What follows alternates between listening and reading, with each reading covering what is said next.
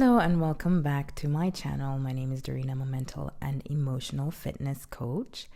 And I just wanted to let you know that we are almost at the end of the year. And November is such a introspective month. It's about new beginnings. I know that October, there's a lot of people who are experiencing endings or a lot of things happening in their lives, like maybe change in jobs, change in friendships and things of that nature. And this is where numerology is very important, in that sense that it gives you a sense of knowing what to not necessarily expect, but what to look out for. And November being the month before the end of the year, although the real new year is in spring, and spring is relative. Spring is spring in different parts of the world. In the southern hemisphere, spring is around September-ish, and spring is in April in the northern hemisphere. So it depends. It's relative. So we shouldn't really rely on the dates. And many different cultures have different New Years at different times. So, it is what it is. What to watch out for and what to think about as the year is ending. As the year is ending, it's very important. This year is about not only dreaming big, it's about understanding yourself, who you are as yourself, and who you are in the relationships that you have, who you are in the roles that you play, who you are with the people that you surround yourself with, or in the places that you're in. And some of you advocate for freedom. Some of you advocate for different things. Everyone has their own beliefs. However, we need to decide what is important to us, because we cannot go back to people pleasing. We cannot go back to being a victim. We cannot go back to the past, because the past is already gone. And sometimes you find that people tend to hold on to the past a lot because it serves them, it serves their pain, it serves their mental state, because they tend to hold on to the past. But sometimes people have to also understand that other people also carry their own pain as well and their own trials, and it's unfair to hold someone hostage on that level of pain. Everyone causes each other pain. It could be big, it could be small. Some people may have never shared with you that you cause them pain. Some people just accept who you are, and that's it. And there's a lot that could be said with our relationships, especially with what's going on in the world. It's the question this year that should have been asked is, who do you want to be? Yeah. So it's like, who do you want to be? What work are you doing on yourself? Are you doing any work? Are you conscious or mindful? And some people use these words very loosely, but what does consciousness actually mean? And what does mindfulness actually mean? Mindfulness, personally, to me, as a practice, is being present. And by being present, I mean, if I were to meet you and we were together, I'm not going to be on my phone texting or whatever. I want to give you the time that you took to spend time with me in order to chat or whatever it is that we're supposed to do. And I'm being mindful of your time as well.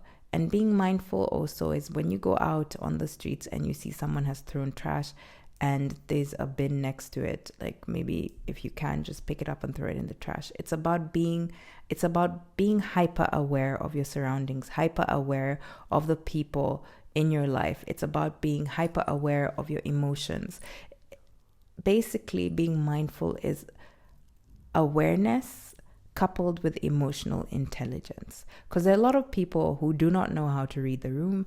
Maybe they were not taught those skills, so they do not understand when they're overstepping people's boundaries, or people were raised in homes where they tend to overstep people's boundaries. because that's the norm and that's what they witnessed. And then when they're out in the world, they may not be liked. And that's why sometimes when people say blood is thicker than water, some people really use family as an excuse for bad behavior because they know that they will be accepted. But if you sit down and think about it, if this person was in your family, if this person was a regular person, would you hang out with them? And this is a question that I'm going to ask you. You as a regular person, would you hang out with yourself? Would you, with the things that you have done, would you accept hanging out with yourself, or would you accept those things that you maybe do to other people? So that's what I'm saying, like consciousness and mindfulness is just being hyper aware and learn that at the end of the day, everything is a mirror.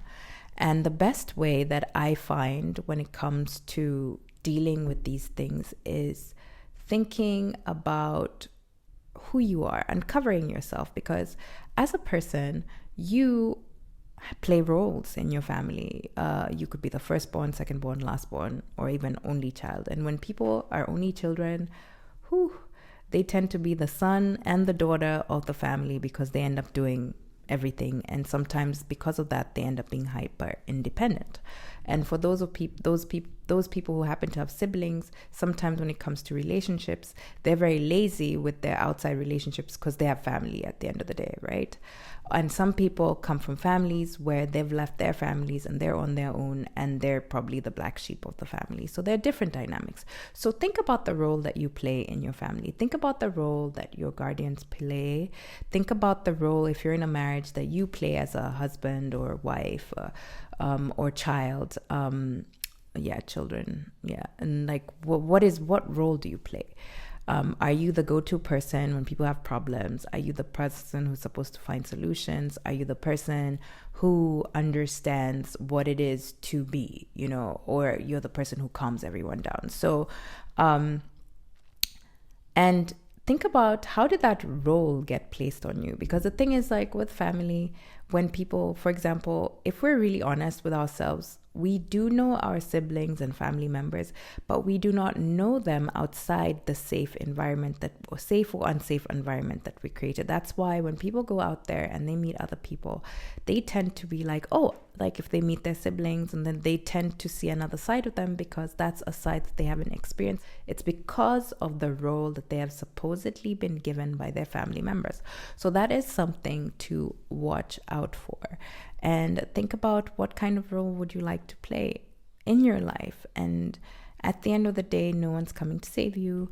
You need to work on yourself. And for me, what has assisted a lot of people and the people that I've worked with is journaling. Journaling is a phenomenal tool. It's a way for you to ask questions and be introspective with no judgment. And some people may say, I don't want to have a diary because I'm afraid someone will read it. You don't have to do that. You could maybe do voice notes on your phone or do videos of yourself asking yourself questions. So there are different things that you could do. In order to uncover whoever you are, I'm going to ask you 3 questions. So these are the 3 journal prompts I'm going to leave you with. So the question is, what role do I play in my life? What role do I play in my life? And this is going to be for you to dig deeper. Are you a victim? Are you the hero? Or are you the villain? And to be honest, we all switch between all these 3.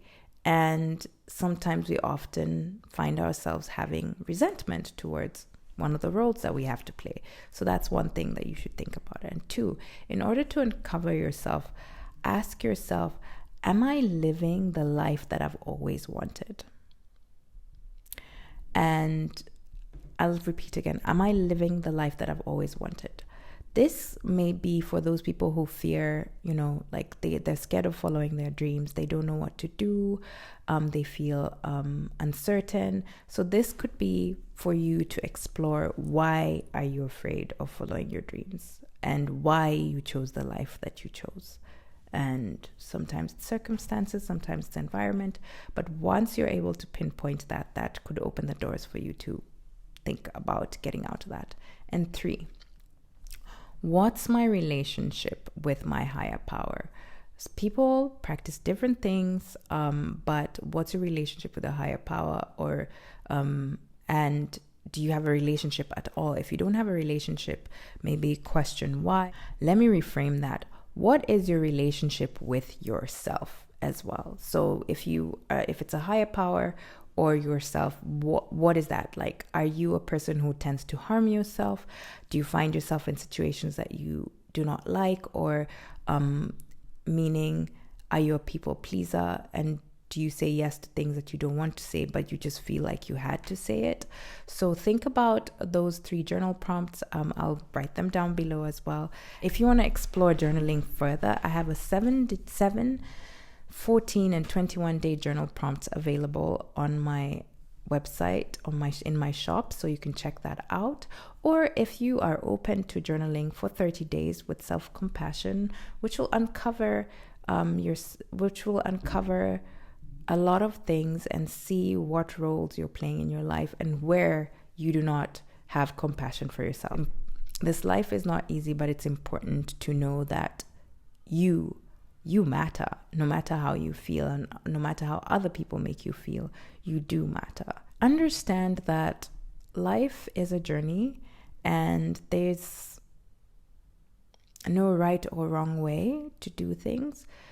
And at some point you will find your way. You will find your way. It may take forever. You may think you're too old, but now is the chance to start, because whether you have 10 years left of your life or 5 years left of your life, wouldn't you like to leave knowing that people saw you trying to live your life the way you wanted it to be, or trying to repair some of the damage that you may have caused in the past? Or so think about it this way, and no matter what you do, remember to do better, be better, and feel better, and above all else, acknowledge where you are now. Until the next video, I will see you then. And a quick message before I leave. If you like to work with me, the last live that I had on Aura was Shame and Guilt Be Gone, and I talked about where it came from. So if you are interested in that, check that out, and the link is below. You will get to use the app for 30 days free, and I coach within the app and I create content within the app. So if you feel so inclined to work with me, then you can find me there, or just email me and find my link from my website. So with that said, I will catch you later.